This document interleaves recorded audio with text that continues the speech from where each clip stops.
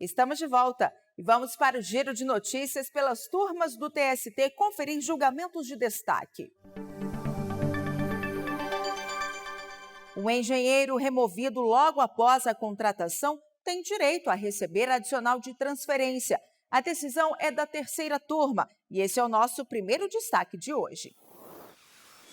O engenheiro civil foi contratado no Rio de Janeiro, onde fica a sede da empresa, mas foi removido para Pernambuco, onde prestou serviços por 3 anos. Por isso pediu o pagamento do adicional de transferência. De acordo com a empresa, o benefício não seria devido, já que o profissional trabalhou do início ao fim do contrato em Pernambuco e nunca foi deslocado para prestar serviços em outra unidade. Ao julgar o caso, o Tribunal Regional do Trabalho da Primeira Região negou ao empregado o direito ao adicional. Para o TRT, o pagamento do benefício só seria exigível se o engenheiro tivesse trabalhado no Rio de Janeiro por um período. Conforme a decisão, desde o início do contrato, o empregado sabia que prestaria serviço em uma outra cidade. O Tribunal Regional também afastou as alegações relativas ao contrato temporário de aluguel e as idas ao Rio de Janeiro que não teriam sido comprovadas. O processo chegou então ao TST. O relator do recurso do engenheiro na terceira turma, ministro Agra Belmonte, observou que o fato de o empregado ter sido contratado em uma localidade e trabalhado em outra implicou transferência e, consequentemente, o pagamento do adicional. Quanto ao adicional de transferência, a CLT é muito clara no artigo 469 ao dispor que ao empregador é vedado transferir o empregado sem a sua anuência para localidade diversa da que resultar do contrato e ele acrescenta que não se considera transferência que não acarretar mudança do seu domicílio. A orientação jurisprudencial número 113 da SDI desta Corte procura dar a devida interpretação, a devida conformação a essa norma infraconstitucional. O ministro verificou que, de acordo com os autos do TRT, não resta dúvida sobre a mudança de domicílio. A empresa, ao optar por selecionar seus empregados em cidade distinta daquela em que vai ocorrer a prestação de serviço, sinto muito, ela deve arcar com os encargos legais trabalhistas daí decorrentes, e, no caso, o adicional de transferência. Para o relator, o fato de o engenheiro nunca ter prestado serviços no local da contratação e, desde o início, ter tido conhecimento que trabalharia em Pernambuco, não retira o direito ao adicional de transferência. A decisão foi unânime. A sexta turma reformou decisão que havia absolvido uma empresa de pagar indenização a uma empregada dispensada durante a gravidez. Veja os detalhes na reportagem.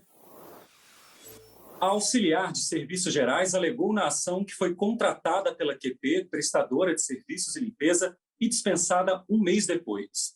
Disse que o parto ocorreu 28 semanas após a dispensa e que era evidente que já estava grávida no momento da rescisão.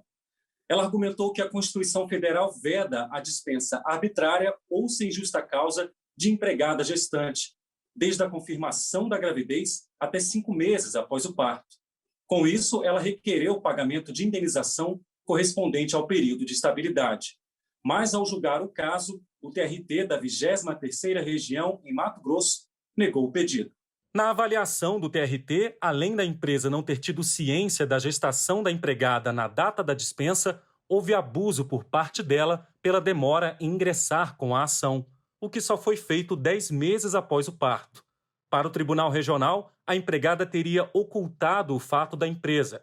A profissional recorreu ao Tribunal Superior do Trabalho.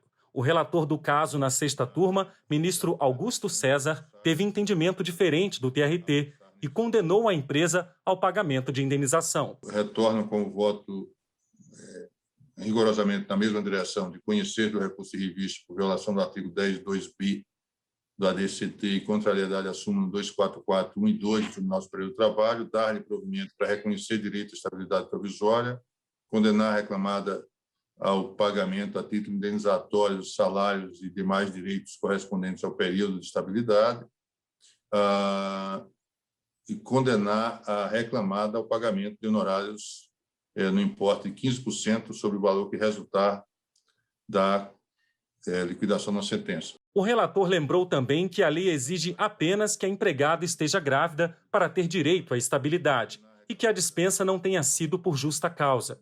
Ainda de acordo com o relator, a orientação jurisprudencial 399 da seção 1 de dissídios individuais do TST não considera abuso do direito de ação o ajuizamento do processo após decorrido o período de garantia de emprego.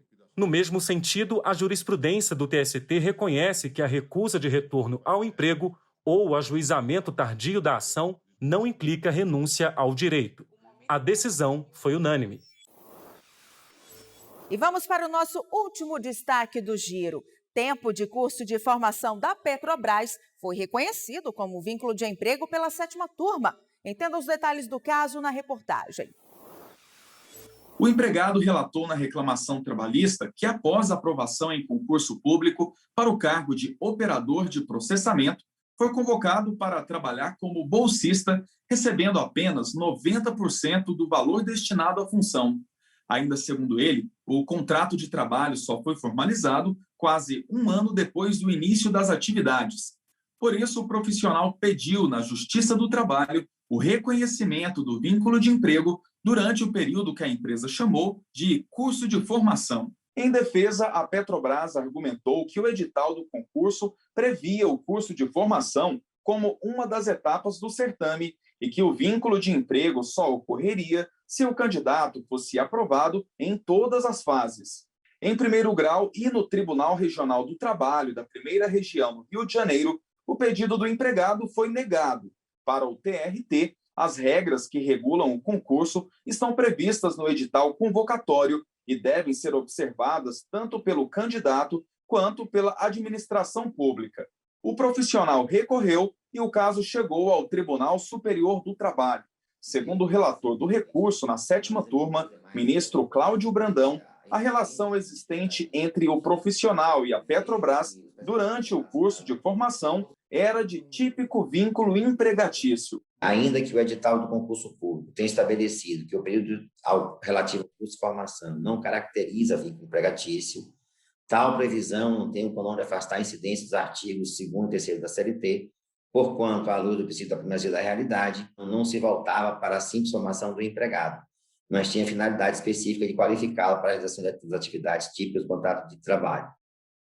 Por isso, o liame existente entre as partes quando a realização do curso de formação era de típico vínculo empregatício, uma vez que presente os requisitos da pessoalidade, não eventualidade de subordinação jurídica e onerosidade.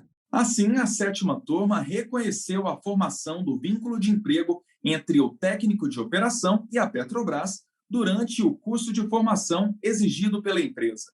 A decisão foi unânime.